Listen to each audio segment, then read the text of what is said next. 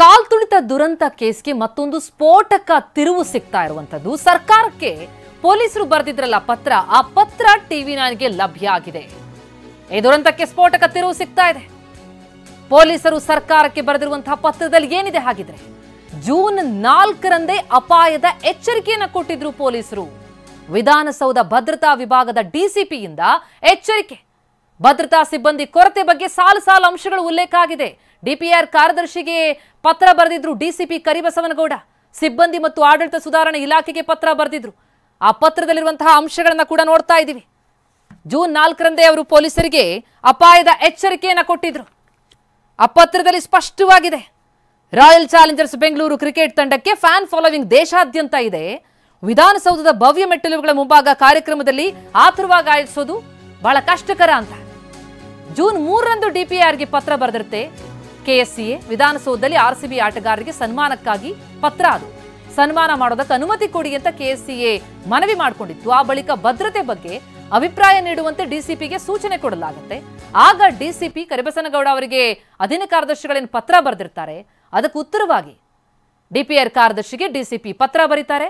ಭದ್ರತೆ ಕೊಡೋದಕ್ಕೆ ಆಗಲ್ಲ ಅನ್ನೋದನ್ನ ಅಲ್ಲಿ ಸ್ಪಷ್ಟವಾಗಿ, ಕಷ್ಟಕರ ಭದ್ರತೆ ಕೊಡುವಂಥದ್ದು, ಸಿಬ್ಬಂದಿ ಕೊರತೆ ಇದೆ ಅನ್ನೋದನ್ನು ಸ್ಪಷ್ಟಪಡಿಸಿದ್ದಾರೆ.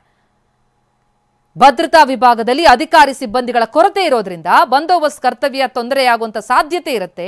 ಲಕ್ಷಾಂತರ ಸಂಖ್ಯೆಯಲ್ಲಿ ಕ್ರಿಕೆಟ್ ಅಭಿಮಾನಿಗಳು ವಿಧಾನಸೌಧಕ್ಕೆ ಆಗಮಿಸ್ತಾರೆ. ಆತುರದಲ್ಲಿ ಆಯೋಜನೆ ಮಾಡುವಂಥದ್ದು ಕಷ್ಟಕರ.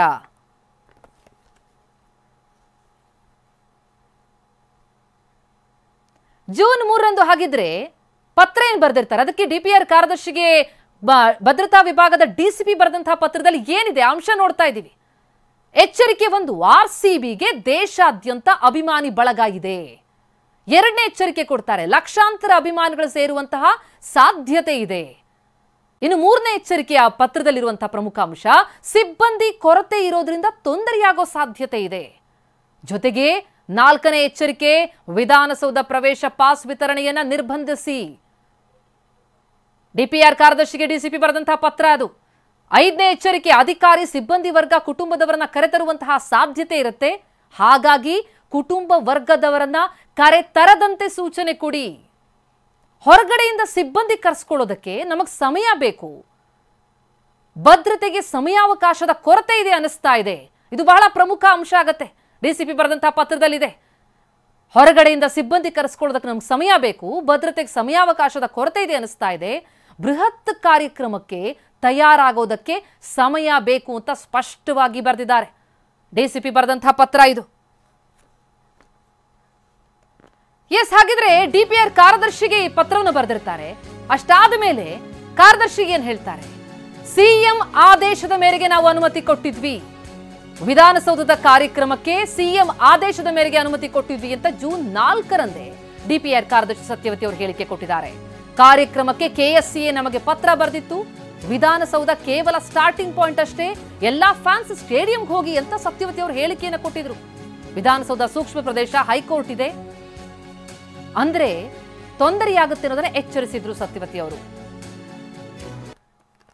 ಸಿಬಿಗೆ ಇವತ್ತು ಒಂದು ಇಲ್ಲಿಂದ ಪ್ರಾರಂಭ, ಅವರ ಏನು ವಿಕ್ಟ್ರಿ ಒಂದು ಮಾರ್ಚ್ ಇದೆ, ಇಲ್ಲಿಂದ ವಿಧಾನಸೌಧದಿಂದ ಪ್ರಾರಂಭ ಆಗ್ತಾ ಇದೆ. ಇದು ಒಂದು ಬಹಳಷ್ಟು ಐಕಾನಿಕ್ ಮತ್ತೆ ಚಾರಿತ್ರಿಕವಾದ ಒಂದು ಕಟ್ಟಡವಾಗಿರೋದ್ರಿಂದ ಇಲ್ಲಿಂದ ಪ್ರಾರಂಭ ಮಾಡೋದಕ್ಕೆ ಇಚ್ಛೆ ಪಟ್ಟಿದ್ದಾರೆ. ಕೆಎಸ್ಸಿಎ ರೆಪ್ರೆಸೆಂಟೇಟಿವ್ಸ್ ನಮ್ಗೆ ಕೇಳಿದ್ದು, ಈಗ ನಾವು ಅವ್ರಿಗೆ ಮಾನ್ಯ ಮುಖ್ಯಮಂತ್ರಿಗಳ ಆದೇಶದಂತೆ ಪರ್ಮಿಷನ್ ಸಹ ಕೊಟ್ಟಿದ್ದೇವೆ. ಸುಮಾರು we are expecting team at 4 ಗಂಟೆಗೆ ಬಂದು ಇಲ್ಲಿ ನಂತರ ಅವ್ರಿಗೆ ಒಂದು ಸಣ್ಣ ಒಂದು ಫೆಸಿಲಿಟೇಷನ್ ನಾವು ಮಾಡಬೇಕು ಅಂತ ಯೋಚನೆ ಮಾಡಿದ್ದೀವಿ ಕರ್ನಾಟಕ ಸರ್ಕಾರದ ವತಿಯಿಂದ. ಸೊ 4 ಗಂಟೆಯಿಂದ ಮಾನ್ಯ ಮುಖ್ಯಮಂತ್ರಿಗಳು, ಮಾನ್ಯ ಉಪಮುಖ್ಯಮಂತ್ರಿಗಳು ಇಲ್ಲಿ ಹಾಜರಿದ್ದು ಆ ತಂಡವನ್ನು ಬರಮಾಡಿಕೊಂಡು ಮುಂದಿನ ಕಾರ್ಯಕ್ರಮಗಳನ್ನು ನಡೆಸಬೇಕು ಅನ್ನೋದೊಂದು ಆಶೆ ಇದೆ. ಈಗಾಗಲೇ ಎಲ್ಲ ಸಿದ್ಧತೆಗಳನ್ನು ಮಾಡ್ಕೊಳ್ತಾ ಇದ್ದೇವೆ. ದಯವಿಟ್ಟು ನನ್ನ ಒಂದು ಮನವಿ, ಇಲ್ಲಿ ಕ್ರೌಡ್ ದಯವಿಟ್ಟು ನಾನು ಕರ್ನಾಟಕದ ಬೆಂಗಳೂರಿನ ಜನಸಾಮಾನ್ಯರು ಮತ್ತು ಆರ್ಸಿಬಿ ಫ್ಯಾನ್ಗಳು ಹೇಳ್ತಾ ಇದ್ದೀನಿ, ಇದು ಕೇವಲ ಸ್ಟಾರ್ಟಿಂಗ್ ಪಾಯಿಂಟ್. ಸೊ ಅವರ ಒಂದು ವಿಕ್ಟ್ರಿ ಮಾರ್ಚ್ ಇದೆ, ಸ್ಟೇಡಿಯಂಗೂ ಹೋಗ್ತಾ ಇದ್ದಾರೆ, ಮತ್ತೆ ಬೇರೆ ಬೇರೆ ಕಡೆ ಹೋಗ್ತಾ ಇದ್ದಾರೆ. ಕ್ರೌಡು ಜನಸಾಮಾನ್ಯರು ತಮ್ಮ ಒಂದು ಇದನ್ನ ಇಲ್ಲಿ ರಿಸ್ಟ್ರಿಕ್ಷನ್ಸ್ ಇರೋದ್ರಿಂದ ಸ್ಟೇಡಿಯಂಗೆ ಹೋಗಬೇಕು ಅಂತ ನಾವು ಕಳಕಳಿ ಹೋಗಿ ಅಂತ ನಾವು ಹೇಳ್ತಾ ಇದ್ದೇವೆ. ಯಾಕಂದ್ರೆ ಇದು ಕೇವಲ ಸ್ಟಾರ್ಟಿಂಗ್ ಪಾಯಿಂಟ್ ಇರೋದ್ರಿಂದ, ಮತ್ತೆ ಇದು ವಿಧಾನಸೌಧ ಒಂದು ಸೂಕ್ಷ್ಮ ಪ್ರದೇಶ ಇರೋದ್ರಿಂದ, ಮತ್ತೆ ಹೈಕೋರ್ಟ್ ಪಕ್ಕದಲ್ಲಿ ಇರೋದ್ರಿಂದ ನಮಗೆ ಸ್ವಲ್ಪ ತೊಂದರೆಗಳಾಗುತ್ತೆ. ದಯಮಾಡಿ ಎಲ್ಲಾ ಜನತೆ ತಾವು ಸ್ಟೇಡಿಯಂಗೆ ಹೋಗಬೇಕು ಅಂತ ನನ್ನ ಒಂದು ಕಳಕಳಿ. ನಮ್ಮ ಸನ್ಮಾನ್ಯ ಮುಖ್ಯಮಂತ್ರಿಗಳು, ಸನ್ಮಾನ್ಯ ಉಪ ಮುಖ್ಯಮಂತ್ರಿಗಳಿರ್ತಾರೆ, ಮತ್ತೆ ನಮ್ಮ ಸಚಿವ ಸಂಪುಟದ ಹಿರಿಯ ಮಂತ್ರಿಗಳು ಮತ್ತೆ ಎಲ್ಲ ಶಾಸಕರು ಎಲ್ಲರನ್ನೂ ಕರಿತಾ ಇದ್ದೀವಿ. ಮತ್ತೆ ಏನು ಅವರು ಏನು ತಂಡ ಈಗಾಗಲೇ ಗೆದ್ದಿದೆ ಅದನ್ನ ಮತ್ತೆ ಅವ್ರಿಗೆ ಕೊಡುವಂತಹ ಕಾರ್ಯ.